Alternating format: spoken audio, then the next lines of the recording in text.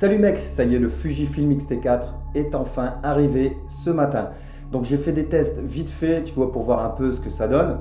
Je vais faire la bombe de vidéo, la bombe de test. Donc si tu hésites à prendre le X-T4, bah franchement, regarde un peu tous les tests que je vais faire. Si tu as envie que je fasse des tests spécifiques, tu les notes dans les commentaires et je te les ferai. En gros, je vais te dire un peu ce que je vais faire. Je vais te faire déjà un low light avec juste une bougie, une montée en ISO. Donc ça, c'est la prochaine vidéo qui va arriver. C'est une vidéo qui est assez simple à faire. C'est juste pour te faire voir la montée en ISO de 160 ISO jusqu'à 12800 ISO. Comme ça, tu vas voir un peu ce que ça donne vraiment du extrême low light. Je vais te faire aussi une vidéo en slow motion à 240 fps. Je vais te faire des tests avec les différents objectifs. Comme ça, je vais pouvoir te tester le Samyang, le 12 mm, voir ce que ça donne. Essayer, tu vois, avec juste la stabilisation du capteur. Essayer avec le Ronin SC pour voir un peu ce que ça rend la stabilisation avec le Ronin SC. Voir si on peut coupler les deux. Je vais aussi essayer de faire un clip à main levée en low light. Voir ce que ça rend, s'il y a moyen de tourner un clip entièrement à main levée.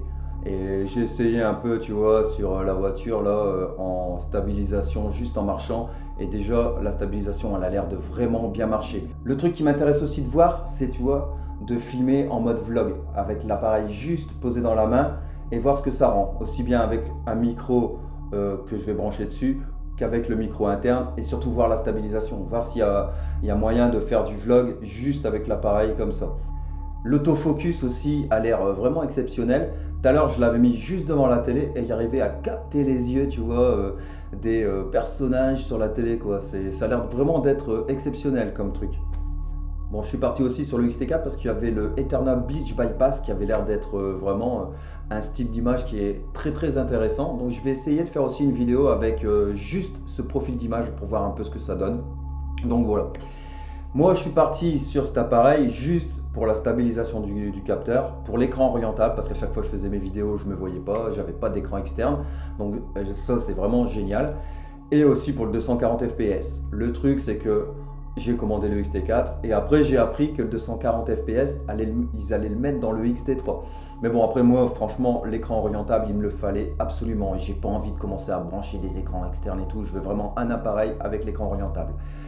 Donc voilà, j'aurais pu partir aussi sur le GH5, je sais, mais franchement, j'adore l'ergonomie, j'adore tout ce qui est profil d'image, Fuji, c'est vraiment assez petit, une super qualité d'image, une grosse qualité au niveau des optiques. Donc il y a vraiment pas mal de choses que j'adore chez Fuji. Donc voilà, c'est pour ça que je suis parti sur cet appareil. Donc n'hésite pas à me dire dans les commentaires si tu veux que je fasse des tests. Là j'ai l'appareil, je suis en confinement. Je peux te faire n'importe quelle vidéo, enfin n'importe quelle vidéo, en restant bien sûr près de chez moi, j'ai des bois, j'ai un lac, donc il y a moyen de faire des trucs ici.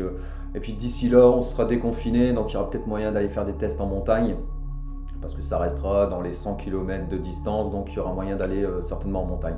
Donc bref, dis-moi ce que tu as envie que je teste, et je te ferai ça direct. Allez, salut, à la prochaine.